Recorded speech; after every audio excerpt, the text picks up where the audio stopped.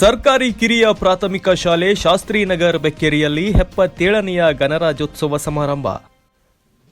ಬೆಳಗಾವಿ ಜಿಲ್ಲೆ ರಾಯಬಾಗ್ ತಾಲೂಕಿನ ಬೆಕ್ಕೇರಿ ಗ್ರಾಮದ ಸರ್ಕಾರಿ ಕಿರಿಯ ಪ್ರಾಥಮಿಕ ಶಾಲೆ ಶಾಸ್ತ್ರಿನಗರ್ ಬೆಕ್ಕೇರಿ ರೋಡ್ ರಾಯಬಾಗ್ ಶಾಲೆಯಲ್ಲಿ ಗಣರಾಜ್ಯೋತ್ಸವ ದಿನಾಚರಣೆಯನ್ನ ಅತಿ ವಿಜೃಂಭಣೆಯಿಂದ ಆಚರಿಸಲಾಯಿತು.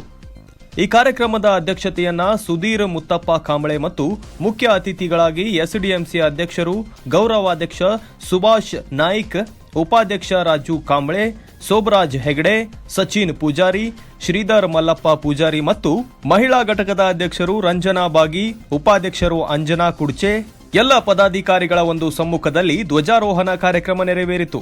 ಮಕ್ಕಳ ಭಾಷಣ, ನೃತ್ಯ, ಹಾಡು ನಡೆಯಿತು. ವಿಜಯ ಕರ್ನಾಟಕ ರಕ್ಷಣಾ ವೇದಿಕೆ ಪದಾಧಿಕಾರಿಗಳಿಂದ ಮಕ್ಕಳಿಗೆ ಬಹುಮಾನ ವಿತರಿಸಲಾಯಿತು.